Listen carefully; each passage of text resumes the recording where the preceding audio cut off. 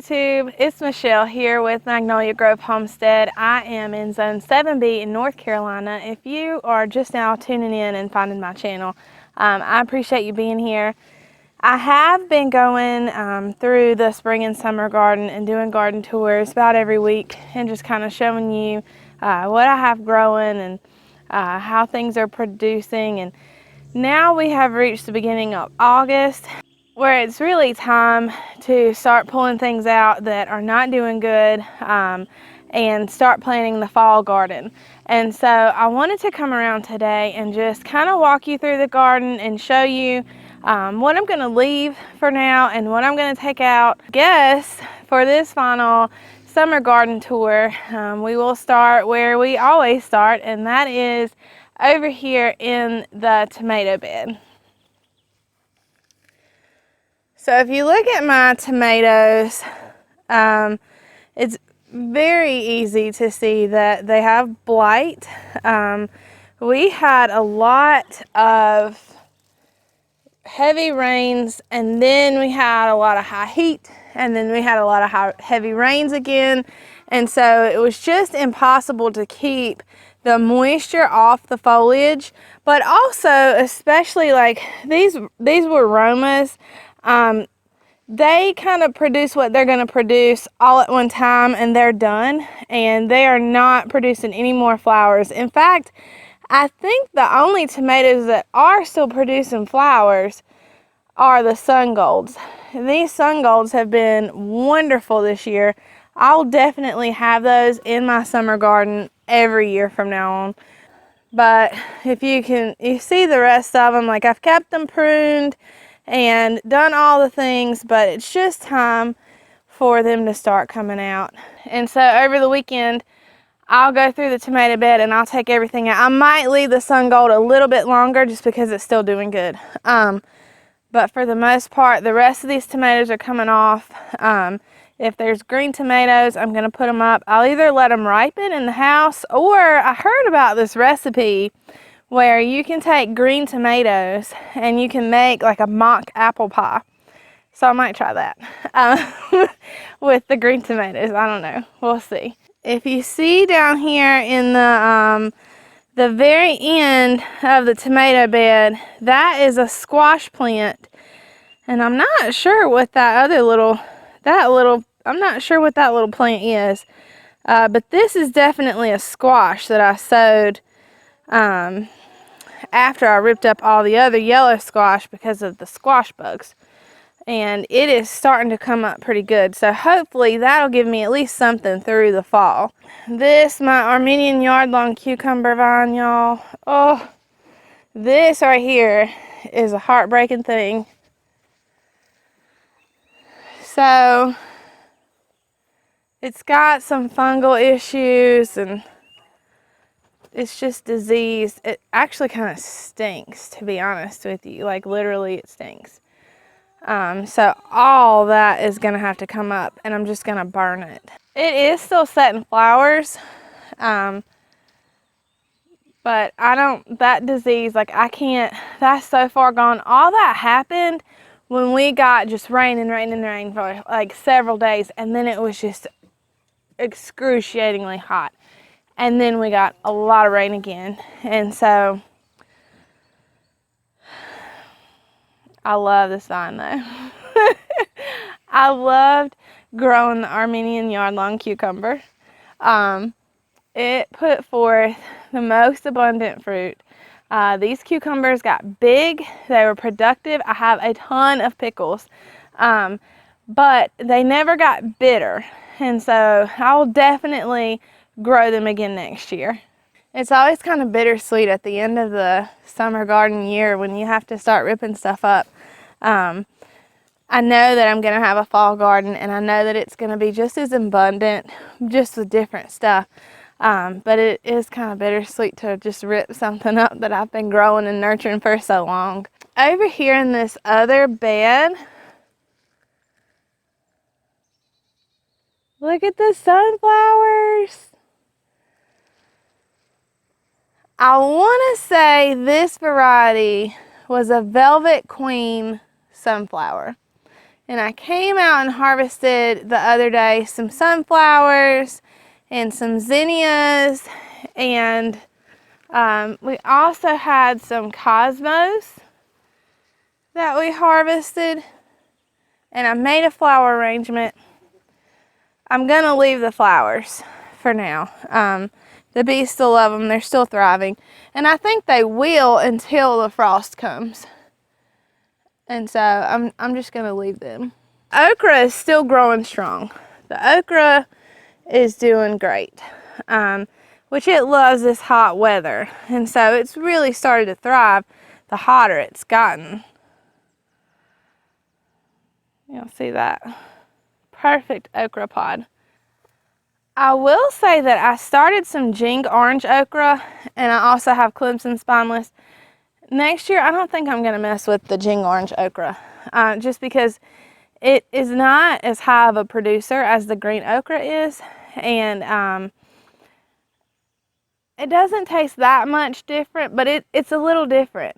It's a little woodier. I don't know. So I think next year, I might change my mind by then, but I think that I'm just going to stick with the green okra next year. It did really, really well this year, and so I think that's what I'm going to do. The side of the okra, we have these mystery tomato plants. Now, these plants don't look as bad, but they still do have some problems with blight, and so I'm just going to get rid of those. And we have the pepper plants. Now, all these are bell peppers, and we got some bell peppers, but not a lot. These banana peppers over here are still jamming. They are still just putting forth so many peppers. And so I'm going to leave them for now. These plants here have not produced a single pepper.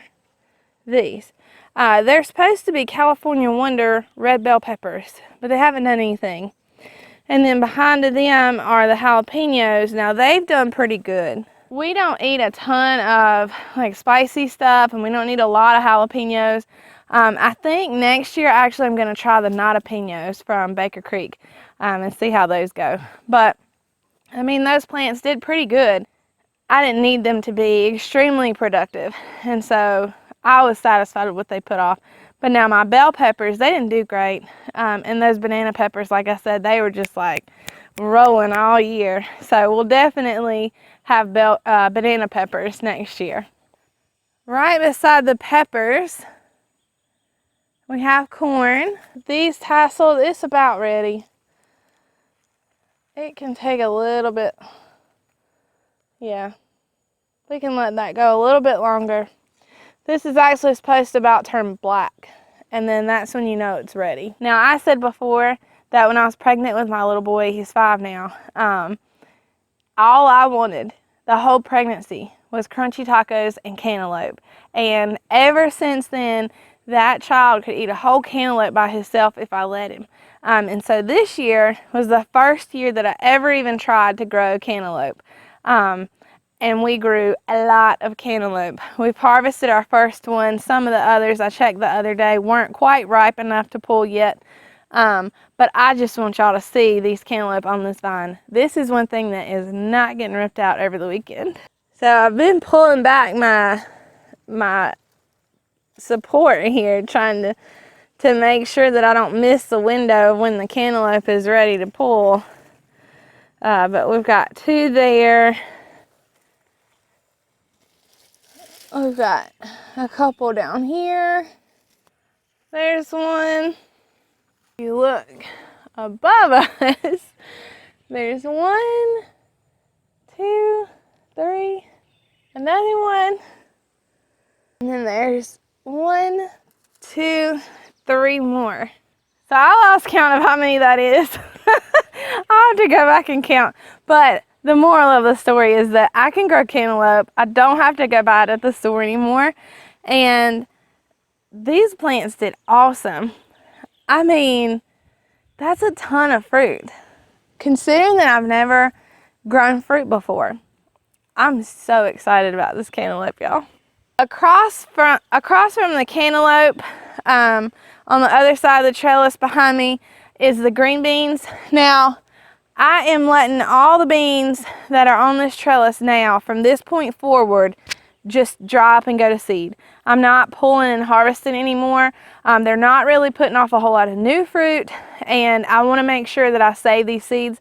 All you have to do to save green beans is to let the bean dry up on the vine. Like, it will turn purple or brown and it'll get really dry, and then you pull it and you open that pod up, and then all your beans will be in there, and that's what you'll use for seeds next year and in the coming years.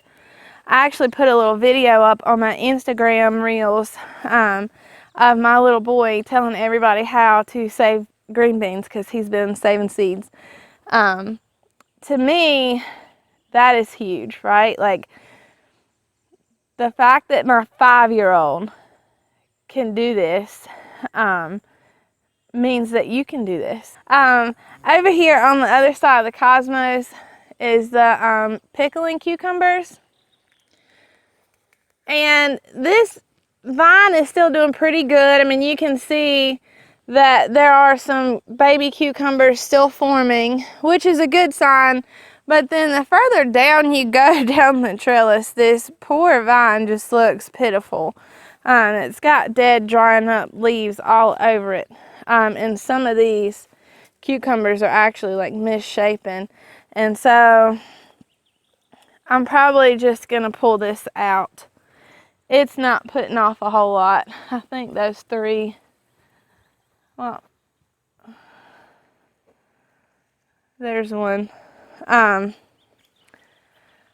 those few cucumbers that this vine has put off so far are just going to be the last ones. I'm just going to go ahead and pull all this stuff over the weekend, and I'll figure out something else to do with this trellis. I may even move it. I'm thinking about completely reworking most of the garden for fall and next spring. Over here, the green stalk is, I mean, I don't know, all this stuff is going to get ripped out. I've got some little tomatoes still here, but for the most part, the stuff in the green stalk has run its course. It's time to go ahead and pull all the stuff out of the green stalk. I've already emptied the other one. I've got 3 tiers of the leaf planter up front, and I put some flowers, marigolds, whatnot in there in a few different pockets, and I'm going to go sow some lettuce in there now that it's kind of starting to cool off some. Like, today's 85, at least it's not 100. And there's some shade up there where there's not very much shade back here usually. And so I'm going to leave those 3 tiers of that green stalk together and leave them up there. And then I still have the rest of the leaf planter back here that I can stack and fill. I think what I'm going to do for fall with my green stalks is I'll do lettuces and spinach and Swiss chard, that kind of thing. Underneath the greenhouse frame, all of these tomato plants that are in buckets are all coming up this weekend. These Romas, they never did really well. They always started ripening, and then they would develop blossom end rot. Every single time, every single bucket. Even though I gave calcium and that kind of thing, they never did great. This little mystery tomato plant did okay, but it's even starting to produce funky stuff. The yellow pear plant did pretty well, but I'm fixing to rip it up. It's producing fruit still, but it's also drying up, and so I'm just going to go ahead and get rid of it. This is the Bosque Blue Bumblebee, and these tomatoes just started to act right. The whole entire season, I had trouble with these tomatoes ripening. They did not want to ripen. They were just green, but they've started growing pretty big fruits and ripening. And so I may just leave it to let the rest of these fruits ripen. And I'll probably actually use most of these to save seeds from. I mean, it really is a good tomato. I think I'm gonna grow the Bosc Blue Bumblebee in the bed next year and see if it does better. I am not good at fertilizing things. I have definitely realized that this year. I don't like to put a lot of stuff in my garden. And to me, when I go sprinkling fertilizers, it just gives me that feeling that I'm doing something that's probably maybe not as natural. And so I know that plants still need to be fed. And so I know that that's a weak spot for me that I need to work on. But I'm thinking that if I put those in the raised bed with the compost, that they'll probably do a whole lot better than they did this year. Well, I just have one more thing to show y'all, and it's not necessarily garden related. Even though the summer garden is over, something new has started happening on my homestead.